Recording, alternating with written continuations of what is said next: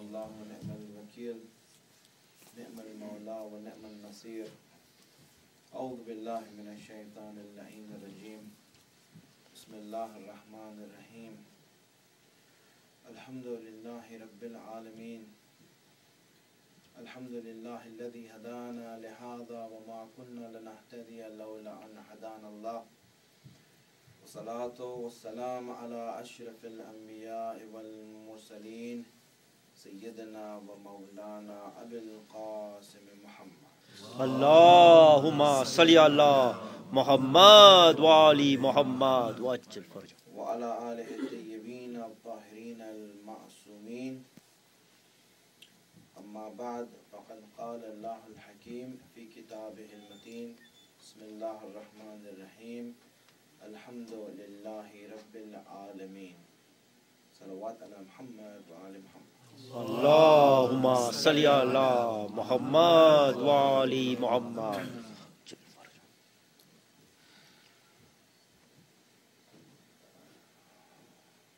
The first ayat of Surah Al-Hamd after Bismillah ar-Rahman ar-Rahim Alhamdulillahi Rabbil Alameen. When we look back in the lives of the Anbiya and the lives of the Imams, the Prophets, we see a certain common factor.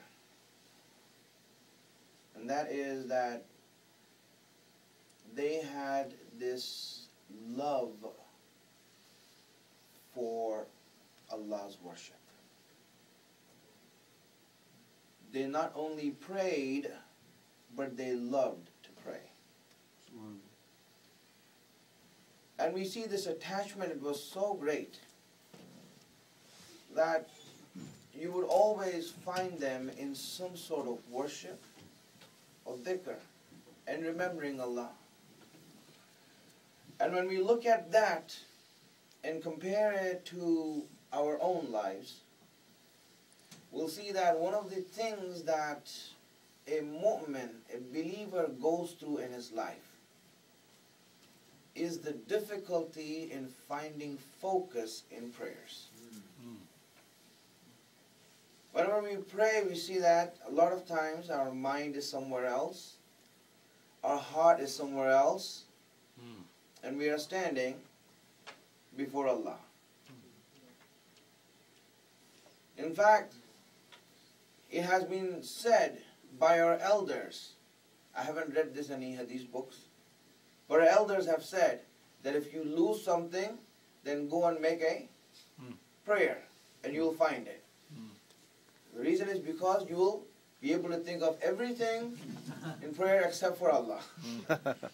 And you can find it there. This is actually for us, really, when we look at it, and at the time we pray, we can look at our own selves and see that the difficulty we have in praying, a lot of times, focusing in prayers, are keeping our minds in prayers. On one hand, we look at this in our own lives, and we don't need to see other believers, we just need to see our own self. And everyone knows their own situation. When we look at our own situation, we see that this is a problem that we are praying, we want to keep focus, we want to have that love, but still we don't have it.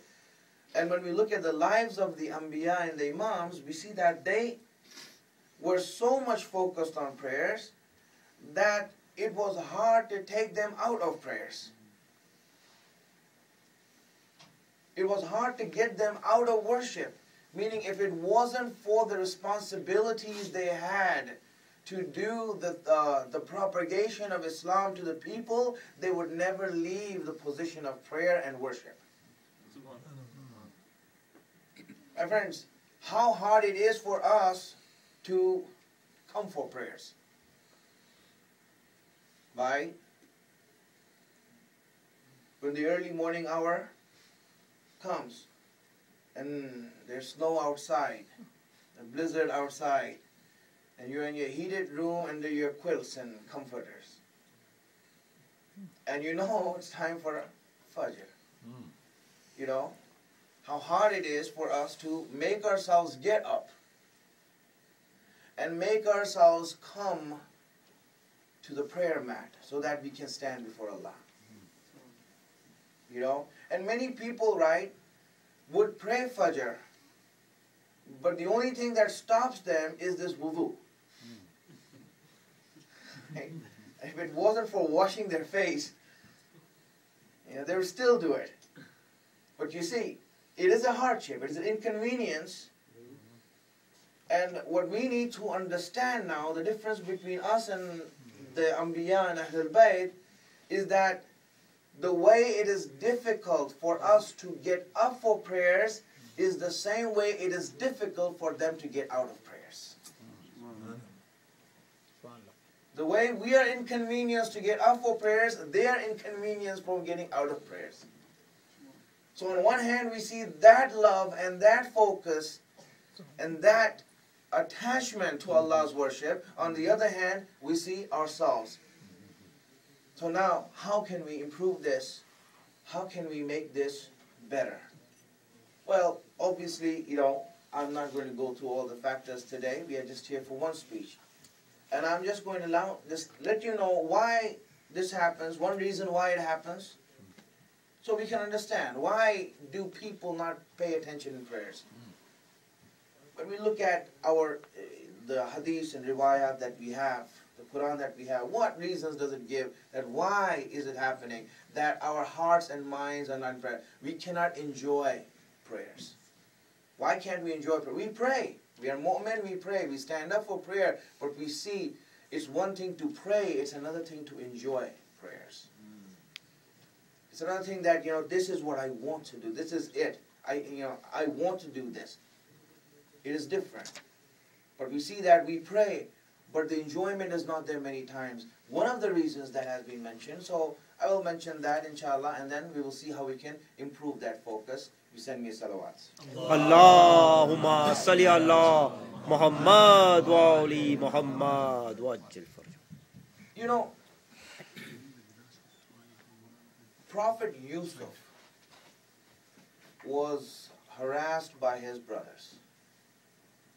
They persecuted him. They had malicious intentions towards him. They wanted to kill him, get rid of him, so they threw him in a well. Their intention was to get rid of him.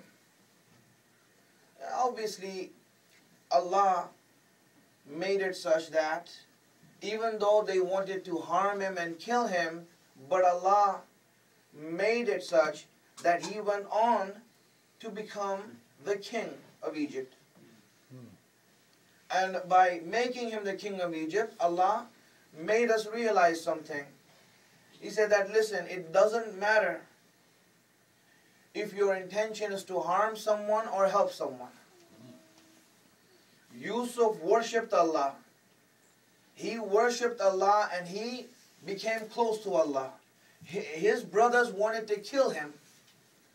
They wanted to destroy him. They wanted to annihilate him.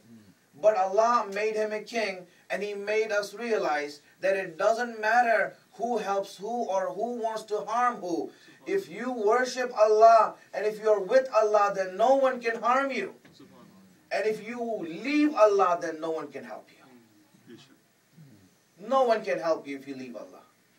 If you leave Allah's worship, do not expect help from anyone. You are alone now.